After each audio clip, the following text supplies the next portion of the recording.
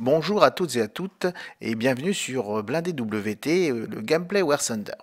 Aujourd'hui on joue avec le T-50, un char soviétique qui aurait dû être en production de masse et le char principal des soviétiques sur la carte de Tunisie. Le T-50 est un char en avance sur son temps avec ses parois inclinées et sa supériorité au niveau des attaques par rapport au T-34. Mais le bombardement des usines de fabrication, la complexité à fabriquer son nouveau moteur diesel a donné la préférence au T-34 qui était déjà en production. Donc du coup, ce char malheureusement a été produit en petite quantité et n'a pas pu être produit en masse comme il s'était prévu au début de la guerre.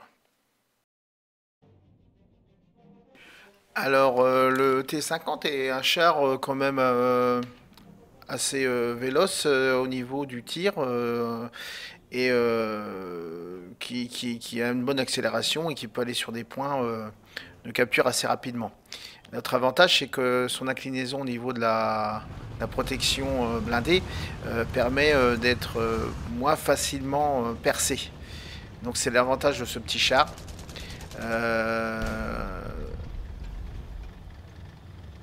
Donc là, déjà première chose, vous voyez, on arrive à dépasser tous les autres chars. On a quand même un moteur qui a une bonne puissance et ça nous permet de nous déplacer assez vite, hein.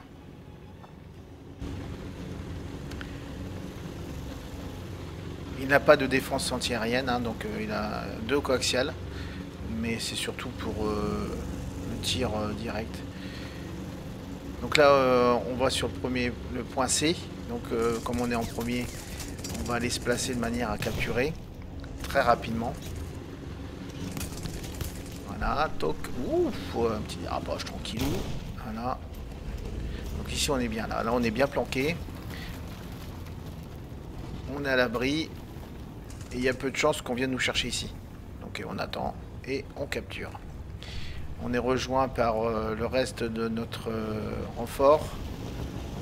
Et on se prépare au cas si l'ennemi, ce qu'il est en train de faire d'ailleurs. Donc là, on ne capture plus parce qu'il est dessus aussi. Donc on se planque et on attend. Je me mets en sens inverse. Donc une petite artillerie dans la tronche pour supporter nos alliés qui sont sur le front. Et nous, on va se mettre ici et on va viser au niveau, parce que la plupart du temps, ils passent par derrière. Donc on va les attendre là, on ne sait jamais, pour soutenir l'arrière de nos alliés. Donc ici, on voit sur la carte, ils sont derrière, ils sont en fait, ils sont sur le front, mais apparemment, il ne faut pas le contour.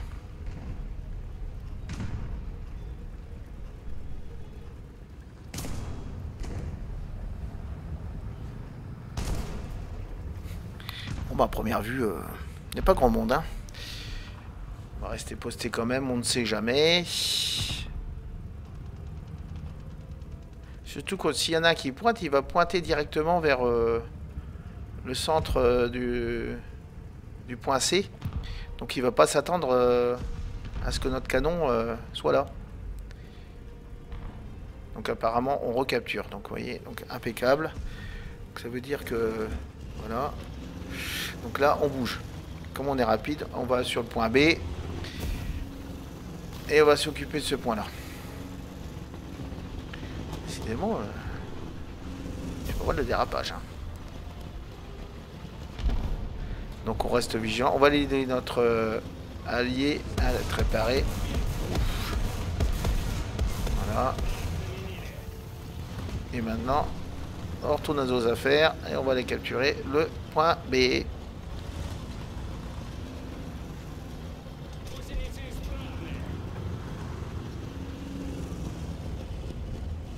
Faisons attention à ce qu'il n'y en ait pas un qui arrive là. Ah non, j'ai eu peur. Non, mais c'est un de nos alliés.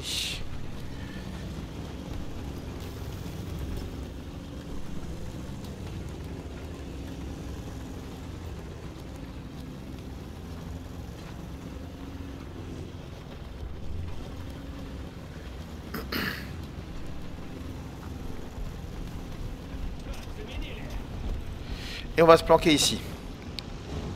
Donc l'avantage du char là, c'est qu'on peut repérer les ennemis. On va les repérer pour nos alliés. Et en même temps, on va essayer de se faufiler pour aller capturer. Donc ici, on a pas mal d'ennemis.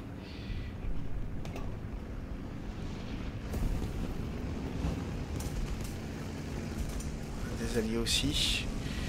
Donc ça devrait se goupiller tranquillement. Donc on va passer le long discretos.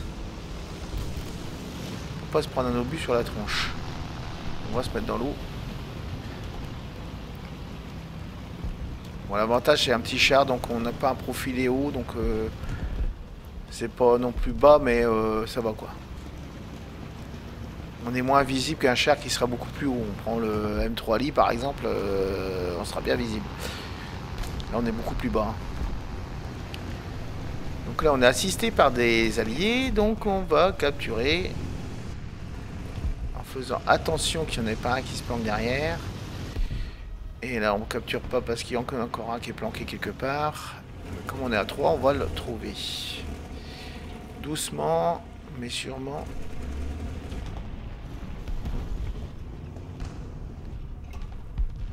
Donc là, il n'y a rien à l'horizon, mais il doit être quelque part, hein, le petit coquin. Il est caché quelque part. Hein. Je le vois pas. Il doit être planqué derrière le rocher là. Il y en a un là-bas. Je vais le repérer. Ça pour nos alliés. Un petit coup d'artillerie sur la tronche. Sur le chasseur de char qui est au bout là-bas. Près du point A. Parce que lui, à mon avis, il doit être en faction. Ça le fera bouger un petit peu. Bon là on capture apparemment. Il a été trouvé l'autre.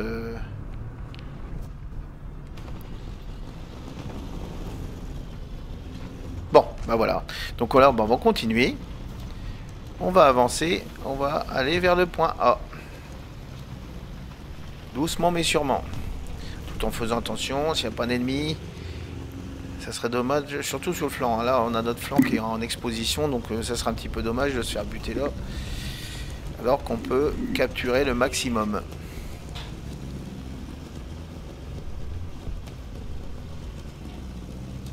Donc là par contre on a moins d'alliés, on a des alliés, un front allié sur le point A, mais sur le côté on n'a personne. Donc il va falloir qu'on fasse attention.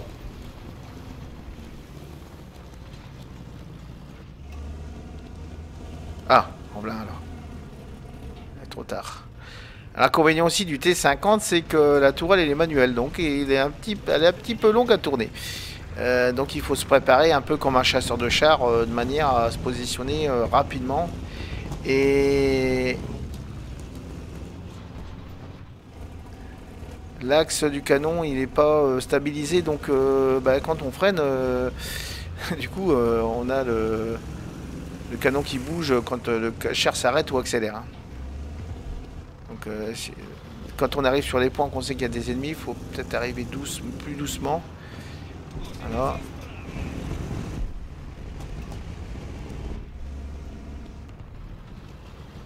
Et se préparer. Alors c'est un de nos alliés qui est là.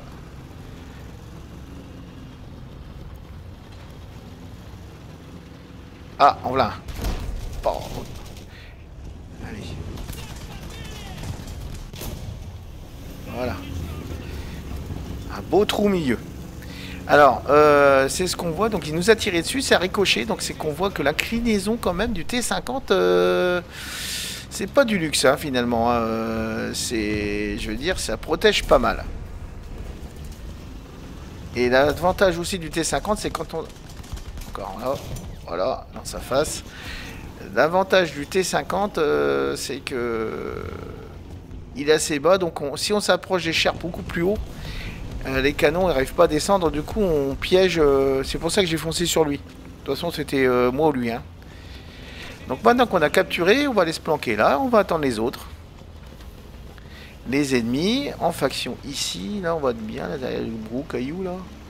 En espérant qu'il n'y en ait pas un qui arrive derrière, parce qu'il me semble qu'il y en aurait un qui est sur côté notre côté, mais je suis pas sûr. Donc bah, comme notre tour elle va pas assez vite, on n'a pas le choix, on est obligé de pointer à un endroit où on suppose que nos ennemis vont arriver.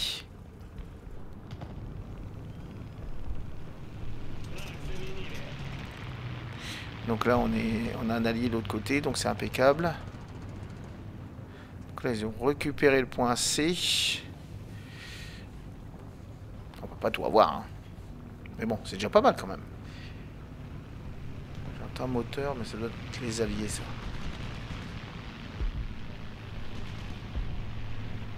Pareil, il faut faire... auditivement, faut faire attention. Ah!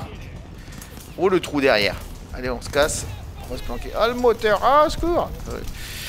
Allez, incendie. Ah, bah, super. Heureusement que la vélocité de son canon, ça doit être un char anglais, ça. On dirait un cruiser, je suis pas sûr.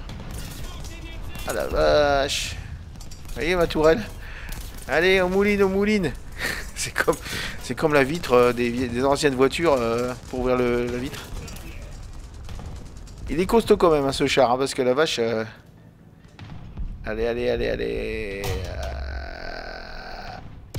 Vous voyez, alors la vélocité aussi du canon, il est pas mal quand même, hein, parce que nous, lui, il a tiré 36 fois, il a ricoché. Enfin, à part dans la tourelle. Alors, notre allié qui est derrière. Mais il n'a pas réussi à percer quand même, hein. Parce que vous voyez, le cul là, il est en biais, donc ça renforce en fait le blindage. Ça fait ricocher plus facilement les obus. Du coup, il nous a fait sauter notre bâche. Il y a une bâche? Il n'y est plus. Bon, on va récupérer un membre d'équipage. Et on a réparé. Bon. On va se replanquer en espérant qu'il n'y en a pas un autre qui arrive derrière.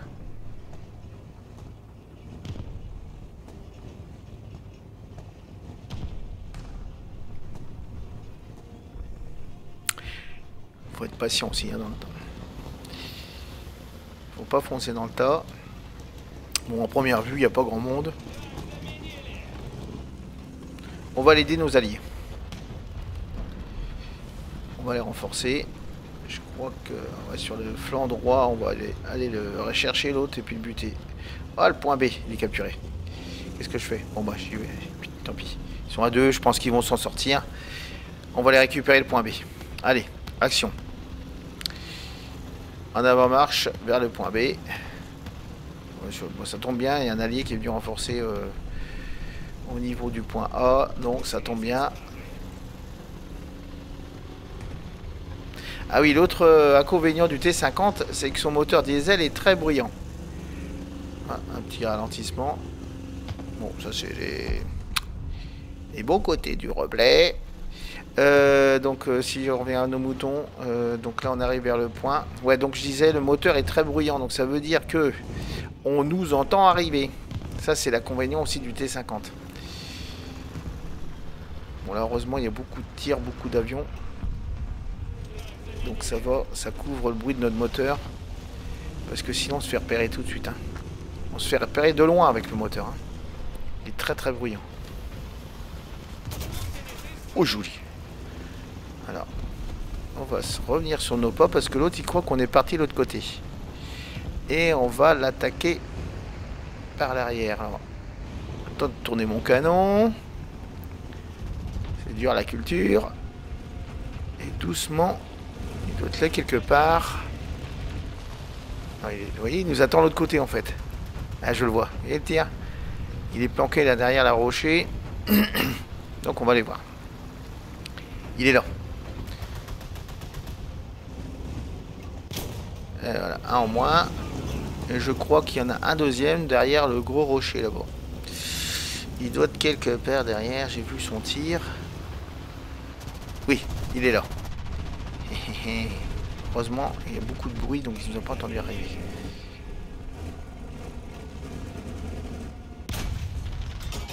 Là, hop, voilà. Donc là, on l'a immobilisé. Donc il peut que tirer sur nos ailes. Donc tranquillement, on va tuer, tirer dessus. Voilà. Et lui, il peut rien faire. On va trouver un endroit pour bien le détruire. Voilà. on peut compter sur la partie inclinée de notre char. Il est très résistant, hein, ça paraît pas comme ça. Le T50, c'était un très très bon char, hein. D'ailleurs, lors des tests soviétiques, comparé au T-34, il était supérieur technologiquement. Je vais y arriver. Ah, mais il a ma chance, hein, comme quoi. Mais bon, le T-34 est resté quand même un bon char malgré tout, hein. Et surtout moins cher à produire, et moins compliqué. Mais bon, le T-50 le valait largement. Oh, oh, oh la belle... le beau but. Oh, le coup de bol. Ouf. Heureusement, l'eau, il s'est enfoncé dans la boue et ça amortit en fait l'obus. On a eu du bol parce que vu la tronche de l'obus, là, je crois que... Ouf. On a eu un sacré coup de bol. Oh la vache. Je dirais pas que j'ai fait un petit peu foireux, mais c'est pas loin quand même, hein. Vu la taille de l'obus, ouf. J'ai cru que j'allais y passer là. Franchement, je me suis dit, mais bon, comme quoi. Donc on va aller récupérer le point C, hein. Allez, on y retourne. Faire et défaire, c'est travailler. Alors, il était caché où le char? Ah, il est là-bas. Donc c'est un char anglais, c'est un cruiser apparemment. Ça va être facile à détruire. Voilà. Il est mobilisé.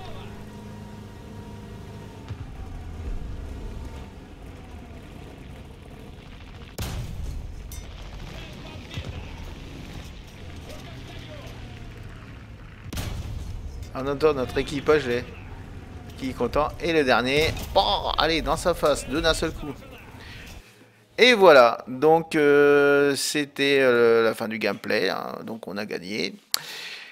Donc le T50, hein, mine de rien, c'est un petit chien, mais hein, petit mais costaud, hein. Donc une petite présentation de ce fameux T50, et puis je vous remercie d'avoir regardé cette vidéo, et n'oubliez pas de vous abonner, de cliquer la petite cloche et sur le petit pouce, et je vous dis à très bientôt. À bientôt les amis.